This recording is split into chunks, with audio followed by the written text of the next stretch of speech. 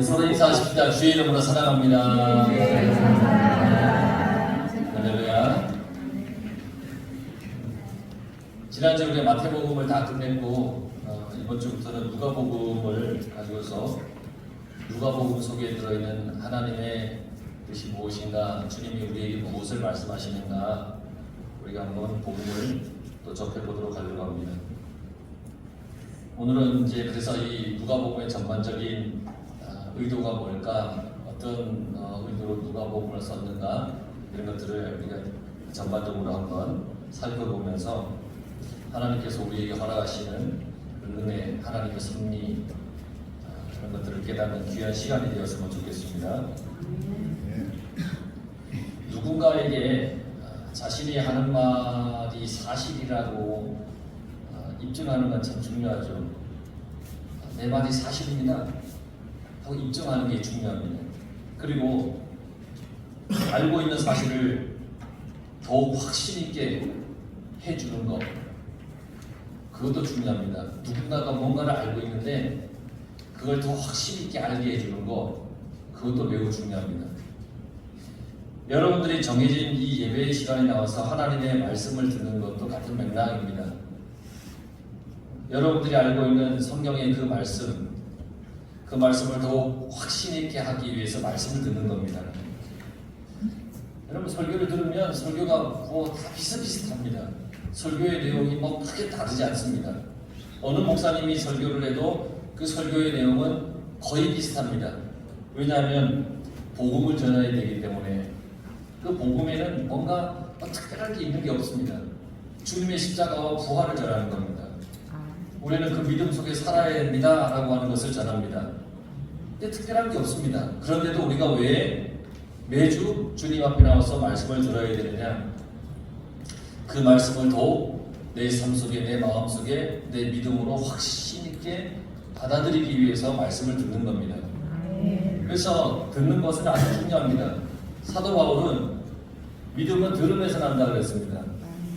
들어야 믿음이 생긴다 그랬습니다. 무엇을 들어야 되느냐? 그리스도의 말씀을 듣는 거라 그랬습니다. 주님의 말씀을 듣는 것이 믿음이 생기는 유일한 길이라는 겁니다. 여러분, 주님의 말씀이 들려지길 바랍니다. 그게 들려지면 내 속에 믿음이 생기는 겁니다. 그래서 누가복음을 처음 보게 되면 3절 말씀에 누가는 자기가 쓴 이 복음서를 보여줄 대상을 명확하게 밝혔습니다. 그 대상이 누구냐? 데오빌로라는 사람입니다. 데오빌로 각하에게 라고 했습니다. 누가복음을 데오빌로라고 하는 로마의 고위직에 있는 사람에게 써서 보낸 겁니다. 이 데오빌로라고 하는 관리가 복음을 받아들였습니다. 그래서 이 사람에게 더욱 확실한 복음, 그러니까 데오빌로가 알고 있는 것에 더 확실한 것을 말해 주어서 그로 하여금 주님에 대한 믿음을 더 확고하게 하기 위해 쓰는 거에 이 누가복음입니다. 데오빌로에게 전해주고 싶은 주님의 일은 1절에 우리 중에 이루어진 사실입니다. 데오빌로에게 전해주고 싶은 그 복음의 내용이 뭐냐면 우리 중에 이루어진 그 사실을 데오빌로에게 전해주고 싶은 겁니다. 그럼 우리 중에 되어진 일이 뭐냐면 누가와 그 목격자들이 경험한 구원의 사건입니다. 누가와 그 주변에 있는 제자들, 많은 사람들이 목격한 구원의 사건, 이걸 데오빌로에게 전해주고 싶은 겁니다. 데오빌로는 어느 정도는 듣고 알고 있습니다. 그런데 더 확실하게, 더 확신을 주기 위해서 누가는 데오빌로에게 이것을 써서 보낸 겁니다. 구원 성취의 사건, 이건 예수님의 사역 시작부터 목격된 거잖아요. 그 제자들이 다 봤잖아요. 누가도 그걸 다 봤어요. 많은 사람들이 주님을 따르면서 주님이 하신 말씀과 기적의 그 사건, 그걸 통해서 주님의 구원의 성취를 깨닫게 되었어요. 아, 십자가에서 나의 죄를 용서해 주셨구나. 부활하심으로써 나에게 영원한 생명을 주셨구나. 이것을 깨달은 거예요. 이걸 데오빌로에게 전해주는 거예요. 더욱 확실하게. 이 데오빌로는 상당히 고위직 인물임이 틀림이 없습니다. 왜냐하면 누가가 데오빌로를 부를 때 호칭을 각하라고 불렀습니다. 각하라는 호칭은 사도행전에 로마의 총독이나 아니면 행정관 이런 고위직에 있는 사람에게 붙이는 명칭입니다. 그러니까 이 데오빌로는 로마의 고위직에 있는 사람이에요. 그런데 공교롭게도 이 데오빌로의 이름의 뜻이 뭐냐면 하나님의 친구, 하나님의 사랑을 받는 자, 이런 뜻을 가지고 있습니다. 그러니까 데오빌로는 로마의 고위직에 있는 사람이었지만 주님을 믿는 그리스도인이었습니다. 데오빌로는 이 당시 초대교회에 부유하고 권세 있는 그런 그리스도인, 신자의 대표적인 사람이라고 보면 될 겁니다. 그러니까 이 데오빌로에게 복음을 전하는 이유 중에 하나는 뭐냐면 복음은 어느 특정한 곳에 아니면 어느 특정한 사람의 전유물이 아니라는 것을 얘기를 해주는 겁니다. 이러한 고위직의 사람도 복음을 받아들여야 되고 이따 말씀드리겠지만 누가복음은 또 이방인을 향하여 쓴 복음서이기도 합니다. 로마의 고위직에 있는 사람도 복음을 받아들여야 되는 것이지만 모든 이방의 사람들도 복음을 받아들여야 돼요. 이 복음에는 누구나 다 참여할 수 있다고 하는 것을 가르쳐주고 있는 겁니다. 주를 믿기로 결단하면 누구나 그리스도인이 될 수가 있는 겁니다. 그러니까 여러분, 이곳에 모여있는 여러분들도 다 제각각이잖아요.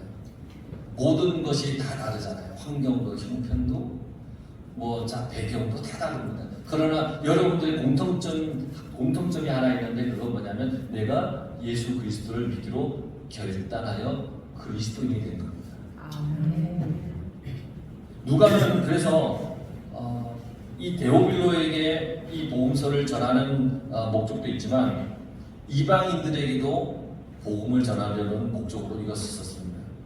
왜냐하면 데오빌로도 이미 이방인입니다. 이방인은 뭐하는 사람입니까? 하나님을 모르는 사람입니다. 누가복음은 예수님을 사람의 아들로 소개하죠. 사람의 아들이라. 사람의 몸으로 태어나서 사람에게서 태어나서 사람의 아들이라고 소개를 해요. 근데 이스라엘 사람들은 이 사람의 아들을 거부했습니다. 그래서 예수 그리스도께서 이방인에게도 설교하여서 그들로 하나님 나라의 계획을 알고 구원을 얻을 수 있도록 그렇게 하신 겁니다. 유대인들이, 이스라엘 사람들이 예수님을 거부하여서 예수님이 이방인에게 말씀을 전하게 된 거죠. 우리는 사람의 아들로 오신 예수님을 인정해야 합니다. 유대인들은, 이스라엘 사람들은 인정하지 않았습니다. 하지만 우리는 성경의 말씀에 분명히 예수님은 사람의 아들로 이 땅에 오셨다는 것. 성경은 말씀이 육신이 되어서 이 땅에 오신 분이 예수님이라고 하셨습니다. 말씀이신 예수님이 인간의 몸을 입고 사람에게서 나서 사람의 몸으로 이 땅에 오신 겁니다. 육신이 되기 위해서 사람의 몸에서 나온 겁니다. 그래서 동정녀인 마리아의 몸을 통해서 이 땅에 오신 겁니다. 그러나 유대인들은 유대인이 낳은 유대인을 믿을 수 없다. 그러면서 예수님을 거부했습니다. 그런데 이들은 말씀이 육신이 되었다 하는 이 중요한 선지자의 말씀을 다 잊고 있었던 겁니다. 말씀이 육신이 되어 이 땅에 왔다, 오신다는 그 말씀을 잊고 있었던 겁니다. 우리는 예수님께서 인간의 몸으로 이 땅에 오신 것을 믿어야 됩니다. 이건 믿음에 해당되는 겁니다. 믿어야 되는 겁니다. 인간의 몸으로 이 땅에 오신 것은 죄 많은 우리를 구원하기 위해 이 땅에 오신 겁니다. 죄 많은 인간들의 영원한 대성물이 되어 주시기 위해 이 땅에 오신 겁니다. 죄 사함에는 피 흘림이 있어야 되잖아요. 구약의 죄 사함에는 짐승의 피를 반드시 흘려야 됩니다. 피는 생명이기 때문에 내 피를 생명을 끊을 수 없으니 하나님께서 은혜를 베풀어 주어서 짐승의 피를 대신할 수 있게 해주신 겁니다. 그래서 피를 흘려야 됩니다. 그런데 우리의 죄를 사함받기 위해서 어떻게 우리가 어떤 피를 흘려야 됩니까? 우리를 대신해서 예수님이 피 흘렸습니다. 십자가에서. 그래서 우리의 죄를 영원히 용서해 주신 겁니다. 피 흘리기 위해서 인간의 몸으로 오셔야 했던 겁니다. 그래서 인간의 몸으로 오신 겁니다. 그런데 유대인들은 그걸 깨닫지 못했습니다. 그래서 주님을 거부했습니다. 복음을 거부했습니다. 그래서 복음의 초점이 이방인에게로 흘러간 겁니다. 반면에 이 시대적으로 소외받던 이 이방인들은 주님의 복음에 큰 위로와 감동을 받았습니다. 시대적으로 이 이방인들은 소외된 사람들입니다. 그래서 이 복음을 그들은 감사하게 받아들였습니다. 이 복음이 우리에게도 큰 위로와 감동으로 다가오길 바랍니다. 그래서 우리가 주님을 믿으며 사는 것은 그 복음의 위로를 받고 감동을 받았기 때문에 주님을 믿으며 살아가는 겁니다. 또한 복음서를 통해서 나타난 주님의 역사를 보며 말씀을 통한 천국의 이야기를 우리는 다 봅니다. 나를 구원하신 십자가와 부활의 영원한 생명을 우리는 다 읽습니다. 봅니다. 듣습니다. 그래서 더욱 우리는 그 말씀을 잘 듣고 우리 속에 믿음을 가져야 되는 겁니다. 누가복음을 통해서 우리는 더 자세히 깊이 풍성한 주님의 이야기를 하나하나 만날 겁니다. 여러분 복음을 받아들일 준비를 하시기 바랍니다. 누가복음을 통해서 여러분들에게 말씀하시는 주님의 말씀을 잘 듣고 순종하며 복음대로 살기를 여러분들이 소망하고 다짐하시길 간절히 바랍니다. 그러면 누가는 이 복음서에서 무엇을 이야기하고 싶어 했을까? 뭘 중점으로 이야기를 하고 싶어 했을까? 그걸 보게 되면 우선 누가는 누구든지 믿음으로 구원을 얻는다는 복음의 메시지를 강조했습니다. 누구든지 믿음으로 구원을 얻는다. 누구든지 누가 되었든지 믿음을 가지면 구원을 얻는 겁니다. 그 이방인이든지 죄인이든지 아니면 오늘 데오빌로와 같은 어떤 로마의 고위직에 있는 사람이든 누구든 유대인이든 누구든 믿음으로 구원을 얻는다는 거죠. 누가복음에 보면 자주 죄인들, 가난한 자, 유대 사회로부터 추방받은 사람들에 대한 이야기를 참 많이 합니다. 또 이 메시아의 축복을 함께 나누는 이방인들의 이야기를 여러 번 합니다. 사마리아인들이 믿음으로 다가오는 것을 얘기합니다. 사마리아인들은 대표적인 이방 사람들. 그리고 자주 여인들과 어린아이들과 그들의 믿음에 대해서 얘기를 합니다. 여인들과 어린아이들은 이 시대, 예수님의 이 시대에 소외받은 굉장히 천대받는 그런 부류의 대표적인 상징적인 사람들인데 그들에 대한 믿음에 대해서 참 많이 얘기를 합니다.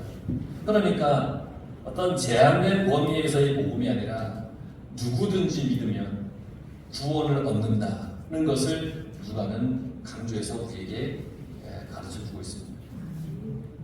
이것은 사도행전에서 베드로가 말한 것과 같습니다. 사도행전 2장 21절에 보면 베드로가 뭐라고 얘기하냐면 누구든지 주의 이름을 부르는 자는 구원을 얻으리라. 누구든지입니다. 그러니까 누가복음의 저자도 누가이고 사도행전의 저자도 누가입니다. 그러니까 누가는 늘 그의 관심은 누구든지 예수님을 믿는다는 믿음을 가지면 구원을 얻는다는 거예요. 복음에 제외된 사람이 없다는 거예요. 누구는 구원을 받을 수 있고 누구는 구원받을 수 없어 라는 거 없다는 겁니다. 제한이 없다는 겁니다. 근데 우리는 참 많이 제한을 두잖아요. 에휴, 저희는 찔러도 피 한 방울 안 나오면서 야, 내가 몇 년째 교회 가자고 했는데도 꿈쩍도 안 해. 저건 지옥이나 갈 사람이야. 아니면 구원 못 받을 사람이야. 여러분 그렇게 함부로 우리가 단정할 수가 없다는 거, 하지 말라는 거. 언제 어떻게 그가 마음의 믿음을 받아들이고 믿음으로 구원을 받을지 아무도 알 수가 없는 겁니다. 그저 우리는 이 사람도 예수의 이름을 불러서 구원받을 수 있는 사람이다 라고 하는 것을 그냥 인정하고 믿음에 살아가는 겁니다. 그거 해야 되는 겁니다. 그래서 누가는 소외된 사람들에 대해서 참 많은 관심을 가지고 있습니다. 이사야 61장 1절에서 2절 말씀이 있는데 이게 누가복음 4장 16절에서 21절에 인용한 누가의 구약의 말씀이에요. 그 말씀을 보면 주의 성령이 내게 임하셨으니 이는 가난한 자에게 복음을 전하게 하려 함이라. 특히 누가는 물질적인 가난함과 배고픔에 대해서 참 많이 말을 합니다. 누가복음 6장 20절에 보면 너희 가난한 자는 복이 있나니 하나님의 나라가 너희 것이며 지금 주인 자는 복이 있나니 너희가 배부름을 얻을 것입니다. 근데 마태복음에 보면 심령이 가난한 자라고 얘기를 했습니다. 근데 누가는 어떤 물질적인 그런 가난한 자에 대해서 많이 말을 했습니다. 그래서 그런지 누가복음 12장과 14장과 16장에 부와 부유함과 소유에 대해서 길게 가르치면서 그 부유함에 대한 그 탐욕을 맹렬하게 비난을 합니다. 반대로 가난한 자에 대해서는 참 많이 관대합니다. 이 누가의 어떤 특징이에요. 이 누가가 이토록 가난한 자에게 관대한 이유가 뭐냐면 구약에서 가난한 자로 번역한 단어가 있는데 두 가지가 있는데 하나는 안이라고 하는 히브리어고 하나는 아나부라고 하는 히브리어입니다. 이 단어에는 이런 뜻을 가지고 있어요.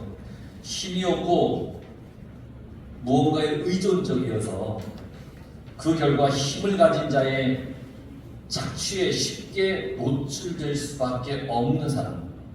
힘이 없어요. 너무너무 힘들어요. 누군가에 의존할 수밖에 없어요. 그래서 착취하는 사람에게 쉽게 노출될 수밖에 없는 사람. 이 사람들을 가난한 자다라고 그렇게 표현을 했어요. 그런데 그들은 그런 처지이기 때문에 가난한 사람은 그런 처지이기 때문에 자기들의 필요를 채워주고 위로해 주실 하나님을 더 의지하게 됐다는 거예요. 그래서 구약 성경에 보면 시편에 너희가 가난한 자의 계획을 부끄럽게 하나 오직 여호와는 그의 피난처가 되시도다. 이런 어떤 그 가난한 자에 대한 관심을 누가가 참 많이 가지고 있습니다. 그러니까 누가복음의 가난한 자는 경제적인 처지 때문에 하나님께 철저히 의존적인 사람을 얘기합니다. 너무 가난해서 하나님을 의지할 수밖에 없는 사람. 그리고 그 결과 하나님의 어떤 종말론적인 축복인 구원의 특별한 관심의 대상자라고 누가는 그렇게 생각을 했습니다. 이런 이유로 인해서 누가는 그 어떤 제자도에 대해서 가르칠 때 기본적인 요건으로 모든 소욕을 버려야 하는 문제를 계속해서 반복했어요. 버려라. 가지고 있는 모든 물질을 버리고 가난한 자에게 주고 무소유해라. 이런 어떤 많이 가지면 가질수록 그걸 의존하기 쉽기 때문에 너무 많이 가지면 그걸 의지하잖아요. 돈이 많으면 돈을 의지하잖아요. 여러분들은 그렇지 않습니까? 막 뭔가가 나에게 물질이 많으면 그것 때문에 내가 든든하다고 생각해요. 그 의존해요. 하지만 없으면 없을수록 뭘 의지하냐면 하나님을 의지할 수밖에 없다라고 누가는 그렇게 얘기를 해요. 물론 여러분 많이 가졌다고 해서 하나님을 의지하지 않는 것은 아니에요. 하지만 그만큼 소유가 적을수록 더 하나님을 찾게 되기 때문에 많이 가지려고 하지 말고 물질에 얽매이지 마라. 그렇게 누가는 가르치고 있어요. 현대를 사는 우리에게 아주 우리가 귀담아 들을 그런 말씀이에요. 현대는 이 물질이 신이잖아요. 물질이 신이에요. 신. 아이들의 꿈이 뭐냐고 물어보면 유튜버라고 하는 얘기를 많이 합니다. 왠지 아십니까? 유튜버가 되어서 유명해지면 돈을 많이 벌어요. 모든 것이 이 돈 물질과 연관이 되어 있어요.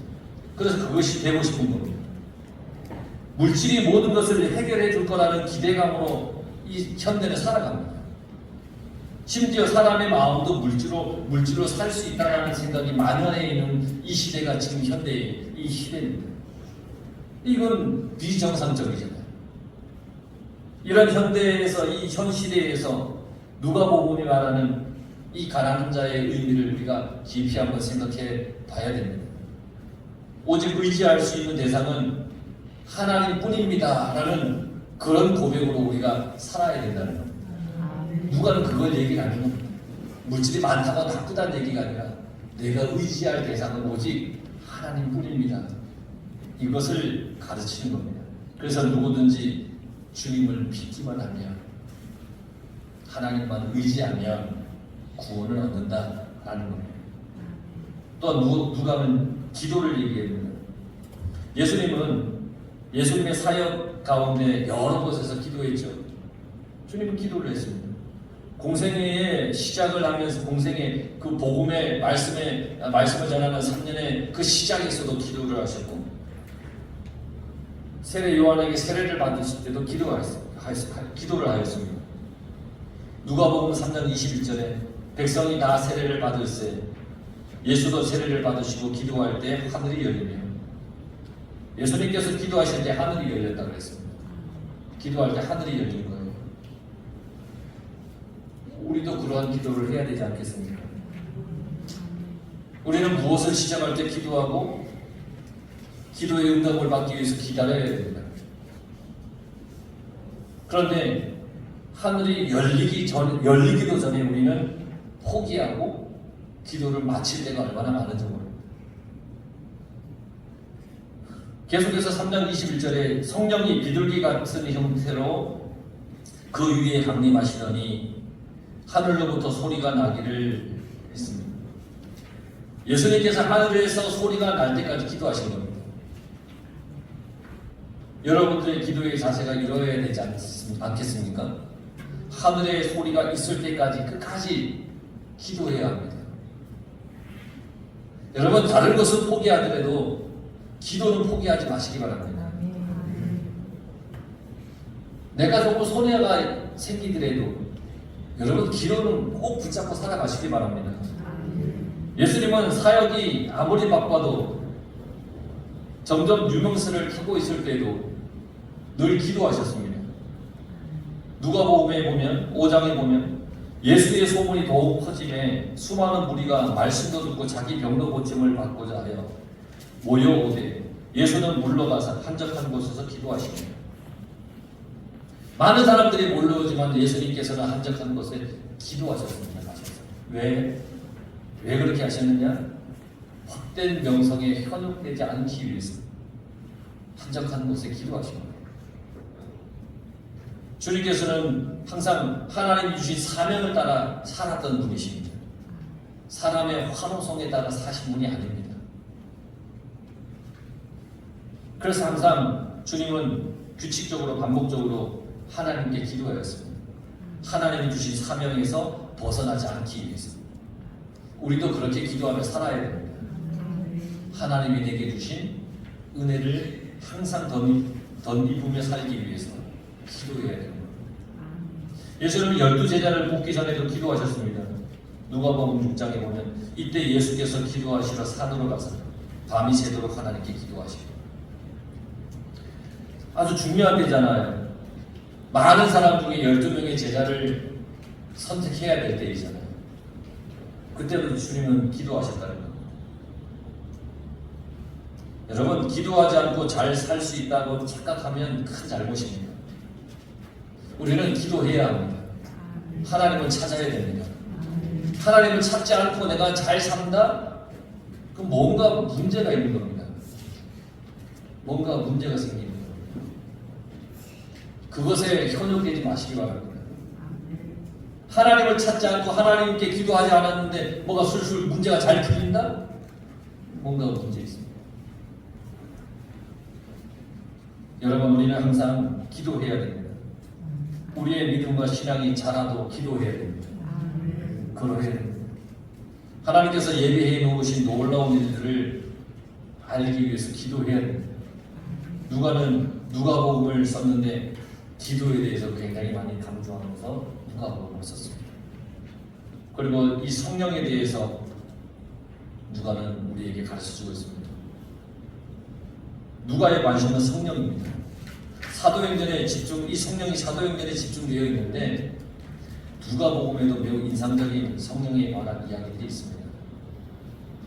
예수님께서 세례를 받으실 때에 임한 성령은 좋은 소식을 전하게 될 예수님의 어떤 사역과 밀접한 관계가 있어요.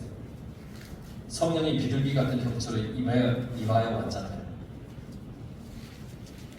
공생의 이 복음전도 사역에 앞서서 성령이 비둘기 같은 형체로 임한 것은 예수님의 사역 전반에 걸쳐서 성령의 역사가 함께 있을 것이라는 그런 말씀입니다. 좋은 소식인 거죠. 성령이 임한다는 것은 우리 인생의 좋은 소식인 거예요. 그래서 우리는 성령 충만하며 살아야 됩니다. 예수님의 출생에도 성령이 함께 있습니다. 누가복음 1장 35절에 보면 성령이 내게 임하시고 지극히 높으신 이의 능력이 너를 덮으시리니, 마리아에게 임한 이 성령의 능력으로 예수님을 잉태하였다는 겁니다. 성령. 좋은 소식을 전해준 거죠. 부활하신 예수님께서 제자들에게 하신 말씀을 보면 내가 내 아버지께서 약속하신 것을 너희에게 보내리니 너희는 위로부터 능력으로 임할 때까지 이 성에 머물라. 주님께서 그리스도인들에게 성령이 임할 것을 약속하였습니다. 성령이 임할 테니까 기다려라. 성령 받을 때까지 기다려라. 우리에게도 마찬가지입니다. 성령을 주시겠다는 겁니다. 그 성령을 받아야 됩니다. 성령을 의지하지 않고 섣불리 주의 일을 하려고 해서는 안 되는 겁니다. 그만큼 우리의 삶에는 성령의 인도하심이 있어야 됩니다. 우리는 성령을 의지해야 됩니다. 그래서 늘 여러분 성령 충만하고 성령이 내게 임하기를 간절히 바라며 살아야 됩니다. 성령은 좋은 소식을 우리에게 주는 하나님의 거룩한 영입니다. 누가복음에서는 지금까지 이렇게 말씀드린 이 세 가지 외에도 많은 메시지와 의미들이 많이 담겨 있습니다. 분명히 기억해야 할 것은 우리는 철저히 주님의 복음의 말씀을 의지하고 주님이 행하신 대로 우리도 행하며 살아야 된다는 겁니다. 또한 주님의 가르침에 철저히 순종해야 된다는 겁니다. 누가가 예수님과 함께 다녔던 그 많은 구원의 역사들, 그 구원의 사건들을 누가가 하나하나 이제 기록을 했습니다. 이 사건들 하나하나를 우리가 이제 만날 겁니다. 이 누가복음서의 말씀을 잘 듣고 그 속에 들어있는 주님의 그 깊은 뜻을 잘 깨달아서 복음이 주는 능력의 삶을 여러분들이 살아갈 수 있기를 간절히 바랍니다. 그리고 여러분, 가장 중요한 것은 우리가 세상의 눈을 돌리는 것이 아니라 주님의 복음의 말씀에 눈을 돌려 살아야 된다는 겁니다. 여러분 모두가 그런 인생으로 살기를 소망하면서 이제부터 누가복음의 세상을 우리가 하나하나 만나면서 살아가는 여러분들의 인생이 되길 간절히 축원합니다. 기도하겠습니다.